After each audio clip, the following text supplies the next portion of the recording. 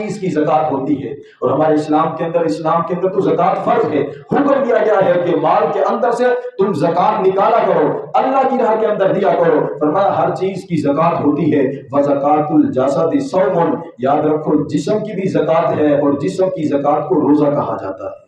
رب قرآن میں ارشاد فرمایا خذ من اموالہم صدقۃ تطہرھم وتزکیھم، فرمایا محبوب اپنے ان غلاموں سے، اپنے صحابہ سے، اپنے امتیوں سے زکات کو وصول کرو۔ یا اللہ جب زکات وصول کی جاتی ہے کیا ہوتا ہے؟ رب فرماتا ہے تطہرھم بہا وتزکیھم، جب تم ان سے مال لے لیتے ہو، زکات یہ ادا کر دیتے ہیں تو ان کا پچھلا سارا مال پاک ہو جاتا ہے۔ یعنی اسی طرح اگر بندہ جب جسم کی زکات ادا کرے، روزہ رکھے، جب یہ بندہ جسم کی زکات ادا کرے گا تو بندے کا جسم بھی پاک ہو جائے گا۔